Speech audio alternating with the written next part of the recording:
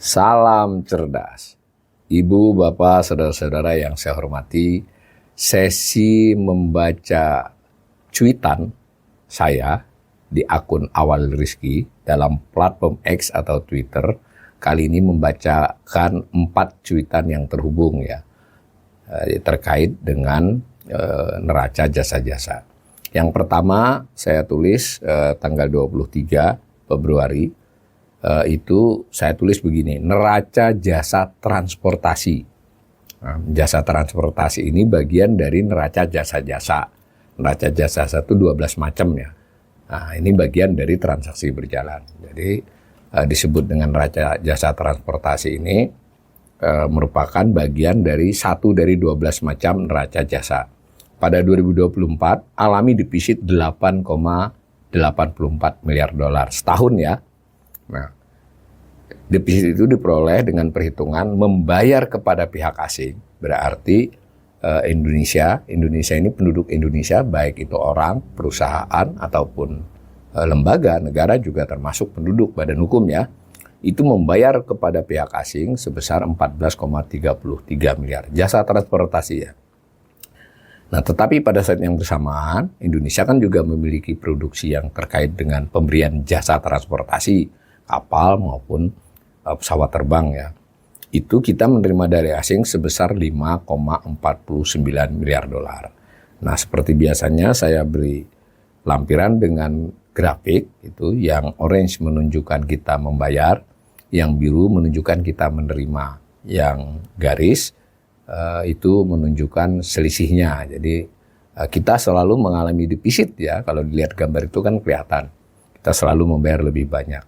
Nah, mengapa itu saya tulis di situ? Salah satu sebab utamanya industri transportasi Indonesia ya, mau perkapalan, mau penerbangan, itu yang bersifat untuk operasi internasional masih belum cukup kuat. Nah, kemudian di cuitan selanjutnya, hari berikutnya, itu saya menulis neraca jasa transportasi barang. Nah, ini bagian dari jasa transportasi. Di cuitan sebelumnya kan jasa transportasi itu terbagi 2. Salah satunya adalah jasa transportasi barang, yang satunya nanti transportasi penumpang. Itu pada 2024 mengalami defisit 7,56 miliar. Berarti memang defisit terbesar adalah pada transportasi barang ya. Kita membayar jasa asing 10,81 miliar. Nah, tapi pada saat bersamaan selama setahun kita juga menerima pemakaian jasa Indonesia oleh asing 3,25 miliar. Jadi, nah jasa transportasi barang ini berarti kita bisa membayangkan terutama terkait dengan ekspor impor ya. Baik mengekspor maupun mengimpor kan memakai terutama sekali jasa maritim ya, perkapalan. Tentu ada yang udara. Nah, kebanyakan kita memakai jasa asing ya, jadi kita bayar lebih banyak. Kita juga punya industri itu sehingga kita juga memperoleh bayaran. Nah, tapi dari data yang biasa saya sampaikan grafiknya, itu kita mengalami defisit ya, jadi kita membayar lebih banyak daripada menerima. Sama dengan kesimpulan di cuitan pertama ini, karena industri transportasi Indonesia untuk operasi internasional itu belum cukup kuat. Cuitan ketiga berlanjut ya, yang saya tulis pada hari yang sama dengan cuitan kedua. Judulnya neraca jasa transportasi penumpang. Nah, tadi yang pertama adalah neraca jasa transportasi, lalu terbagi 2. Di cuitan kedua saya sampaikan yang transportasi barang. Di cuitan ketiga ini transportasi penumpang. Itu penumpang memang defisitnya lebih sedikit ya, 1,15 miliar. Karena kita membayar jasa asing, jadi kita memakai penumpang Indonesia, memakai maskapai asing, itu ya totalnya 2,19 miliar ya. Dan pada saat bersamaan kita menerima pemakaian jasa Indonesia oleh asing, misalnya Garuda Indonesia di penumpangnya asing itu kan bayar, itu 1,04 miliar. Nah, jadi sama juga dengan barang ini kita selalu defisit. Nah, jadi kita mengalami defisit dan ini kembali menegaskan industri transportasi terutama penerbangan itu belum kuat untuk Indonesia untuk kebutuhan internasional. Sedangkan cuitan keempat masih terhubung tapi beda. Jadi saya ulangi, neraca jasa-jasa itu terdiri dari 12 macam. Salah satu macamnya adalah jasa transportasi. Nah, dari jasa transportasi ini subnya ada transportasi barang, ada transportasi penumpang. Nah, dari 12 macam tadi ada lagi jasa yang terhubung dengan transportasi tapi beda ya. Beda fokusnya, namanya neraca jasa perjalanan, traveling.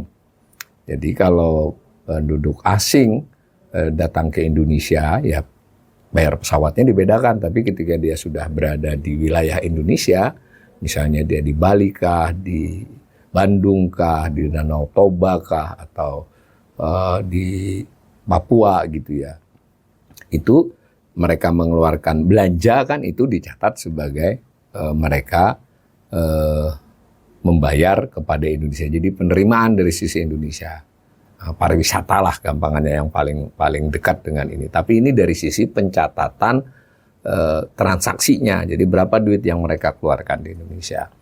Itu ternyata cukup besar ya, 16,71 miliar. Nah, tetapi jangan lupa penduduk Indonesia juga ada yang ya pergi haji dan umroh, jalan-jalan ke Eropa, bahkan juga tidak sedikit yang bahkan lebih banyak mungkin ya yang biasa main ke Singapura atau Malaysia untuk urusan apapun, mau liburan, mau bisnis, itu kita membayar 13,46 miliar. Selisih keduanya surplus kan, tetap kita lebih banyak menerima 3,25 miliar. Artinya kalau kita lihat gambar juga tuh, gambar seperti cuitan sebelumnya, yang orange itu menunjukkan kita menerima pembayaran ekspor lah ya, ekspor jasa. Yang biru menunjukkan kita ngimpor. Nah, secara umum kita selalu surplus ya, jadi selalu menerima lebih banyak daripada membayar. Itu tahun 2020, 2021 tuh tipis banget karena memang ada COVID kan, jadi arus wisata juga, arus perjalanan menjadi sangat minim kan. Nah, mulai pulih di 2022 dan 2023, 2024 ini kelihatannya dari sisi ini sudah mulai pulih ya, 2024 terutama.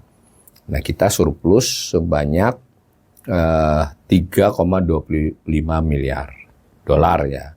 Tetapi dari gambar itu juga terlihat penerimaan belum pulih sejak COVID. Jadi maksudnya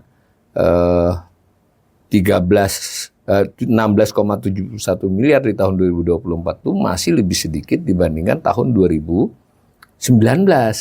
Sementara itu kita membayar berarti kita bepergian keluar. Tapi memang harus diakui ya, salah satu yang besar itu kan umroh, haji. Umroh kan hampir tiap waktu ya. Itu, tapi saya ingatkan ya, bukan bayar tiket pesawatnya ini cara perhitungannya di-split, dipisah. Ini khusus pengeluarannya, bukan pemakaian jasa pesawat, masuknya jasa transportasi penumpang. Nah, di sini kalau kita lihat yang biru, tahun 2020 ini sudah rekor. Lebih besar dari tahun 2019. Jadi, kita membayar sudah pulih, nah, tapi menerima belum pulih sejak COVID. Ini mungkin menegaskan juga bahwa kita perlu mengembangkan lebih lanjut pariwisata di Indonesia. Agar dari sisi ini kan menerima devisa ya kalau dibayar itu. Ini bisa membantu tambahan cadangan devisa, pada gilirannya akan menstabilkan nilai rupiah, kan seperti itu. Jadi ada hubungannya ya.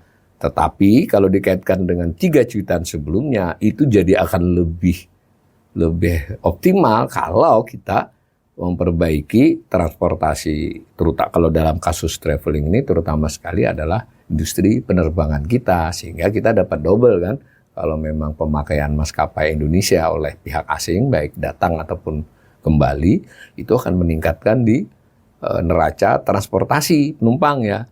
Lalu di perjalanannya, di travelingnya juga dia meningkatkan pemasukan devisa. Jadi ekonomi memang seperti itu ya. Satu dengan yang lain terhubung. Tidak cukup hanya dengan narasi-narasi prospek, narasi-narasi kita sudah berkembang, tapi data harus kita lihat. Perkembangannya seperti apa? Tadi dari sisi jasa transportasi, perkembangan kita tidak begitu bagus ya. Dari sisi traveling ini kita tidak buruk, tapi juga belum trennya belum bisa mengembalikan masa lalu, apalagi mengembangkan lebih lanjut. Mudah-mudahan tahun-tahun mendatang semua neraca ini membaik dari sudut pandang Indonesia.